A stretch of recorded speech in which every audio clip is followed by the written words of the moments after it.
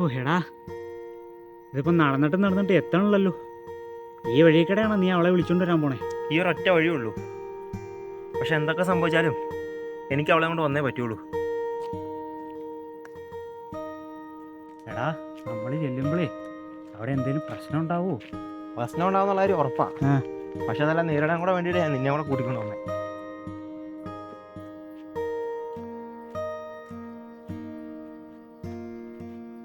എടാ, ഈ നിരപ്പിൽ വന്നിട്ടേ ഏതോ പറമ്പിക്കൂടെ ഇറങ്ങി വരണമെന്ന് അവള് പറഞ്ഞത്.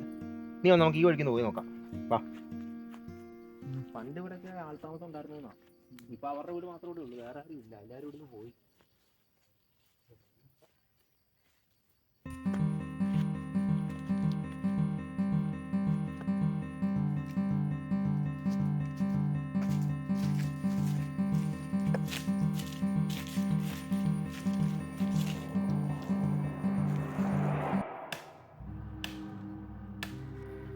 എടാ, ആ പുള്ളിയോടൊന്ന് ചോദിച്ചു നോക്കിയാലോ. വാ. ചേട്ടാ, ഇവിടെ ഒരു രാധിക എന്ന് പറഞ്ഞ പെങ്കൊച്ചിൻ്റെ വീട് എവിടെയാണെന്നറിയോ?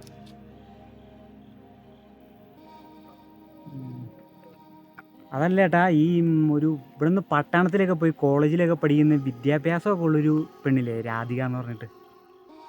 ഇപ്പൊ പിടികിട്ടി. ഇതെന്നാ പിന്നെ നേരത്തെ പറയണ്ടായിരുന്നോ? ആ പടം ഈ നാട്ടിന് വെളിയിൽ പോയി പഠിക്കുന്ന പെങ്കൊച്ചി ഇത് മാത്രമേ ഉള്ളന്നേ. ആ പെങ്കൊച്ചിൻ്റെ വീട് എവിടെയാ? ഈ വഴി നേരെ അങ്ങ് പോയാൽ മതി. ആ, ഈ വഴിക്ക് ആ പെങ്കൊച്ചിൻ്റെ വീട്. വാ നമുക്ക് പോയി നോക്കാം. അല്ല, നിങ്ങൾ ആരാന്ന് എനിക്ക് മനസ്സിലായില്ലല്ലോ. എവിടുന്നാ വരുന്നത്?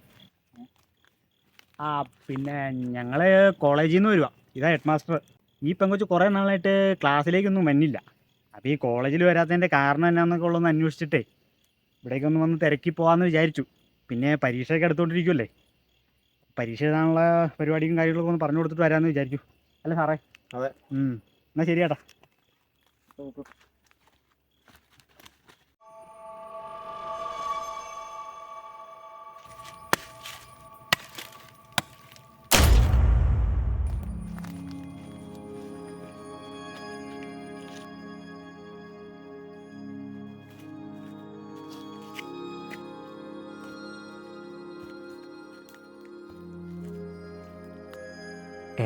എടാ, ഇതാണോ വീട്? ഇത് കണ്ടിട്ട് ആൾത്താമസമുള്ള പോലെ തോന്നണല്ലോ. നീ വാ, ഇറങ്ങിപ്പോയി നോക്കാം.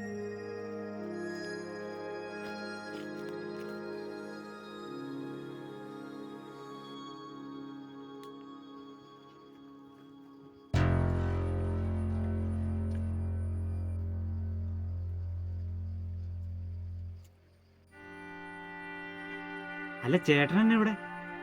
ചേട്ടനല്ലേ കുറച്ചു മുമ്പ് അവിടെ കണ്ടത്? നിങ്ങൾ അന്വേഷിച്ചു വന്ന രാധികയുടെ വീട് തന്നെ ഇത്. അപ്പം രാധിക ഇപ്പം എവിടെയുള്ളത്? അവളിപ്പോൾ ഇവിടെ എങ്ങും ഇല്ല, ഒരുപാട് ദൂരെയാണ്. ഈ ദൂരെ എന്ന് പറയുമ്പോൾ ഈ ലണ്ടൻ, അമേരിക്ക അവിടേക്ക് ആയിട്ട് വരുമോ? അല്ല, അവിടെ ആണെങ്കിൽ തന്നെ നമുക്ക് പോകാൻ പൈസയൊന്നും കയ്യിലില്ല അല്ലടാ. അല്ല ചേട്ടാ, ഇന്നലെ രാത്രി അവളെന്നെ വിളിച്ചായിരുന്നു. വീട്ടിൽ എന്തൊക്കെയോ പ്രശ്നമുണ്ടെന്ന് പറഞ്ഞു. എന്നാൽ പിന്നെ വിളിച്ചോണ്ട് പോകാന്ന് വെച്ചാൽ വന്നത്. ചേട്ടാ, സത്യം പറഞ്ഞാൽ ഞങ്ങൾ കോളേജിൽ നിന്നൊന്നും അല്ലേ. ഇവനും രാധികയായിട്ട് കുറേ നാൾ പ്രണയത്തിലാണ്. അപ്പോൾ അതായിരുന്നില്ല കാര്യം. പിന്നെ നിങ്ങൾ എന്തിനാ എന്നോട് നുണ പറഞ്ഞത്? പ്രണയിക്കുന്നതിൻ്റെ വിഷമം എനിക്ക് ശരിക്കറിയാം. ഒരു പെണ്ണിനെ ഞാനും പ്രണയിച്ചതാണ്. വർഷങ്ങളോളം ഞാൻ അവളെ പ്രണയിച്ചു. പക്ഷെ അവളെന്നെ തിരിച്ചറിഞ്ഞില്ല. ആ വിഷമം എൻ്റെ ഉള്ളിലുണ്ട്. പക്ഷെ ഞാനിത് ആരോടും പറഞ്ഞിട്ടില്ല.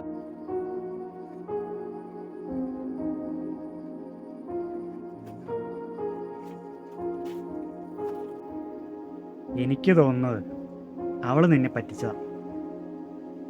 ഇവിടെയൊന്നും അല്ല അവൾ താമസിക്കുന്നത്. നമ്മൾ വെറുതെ അവൾ വിളിച്ചിട്ട് നിന്നോട് ചുമ്മാ വല്ല കള്ളവും പറഞ്ഞായിരിക്കും. നമ്മൾ വെറുതെ ഈ മല കയറി വന്നിട്ട് ഇപ്പം ഈ പുള്ളി പറഞ്ഞു കിട്ടി. ഈ പുള്ളി ഒരു പ്രണയ നൈരാശ്യമാണ്. നമുക്കിനി ഇവിടെ നിന്നിട്ട് ഒരു കാര്യമില്ല. ഉള്ള നേരത്തെ പോകാൻ നോക്കാം. നീ വാ.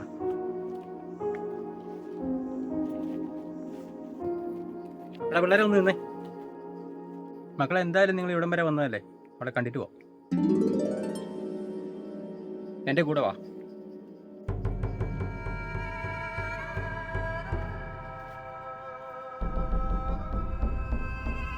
മോളെ രാധികേ, മോളെ രാധികേ, മോളെ രാധികേ. അവൾ വിളിച്ചിട്ട് വിളിയും കേൾക്കുന്നില്ലല്ലോ. മോളെ രാധികേ, രാധികേ മോളെ. അവൾ ഇവിടെ കിടക്കുന്നത്. അവളെ വിളിച്ചിട്ടൊന്നും എഴുന്നേക്കുന്നുമില്ല. ശരി, ഒന്ന് ചൂടാക്കി ഒന്ന് മാന്തി നോക്കാം.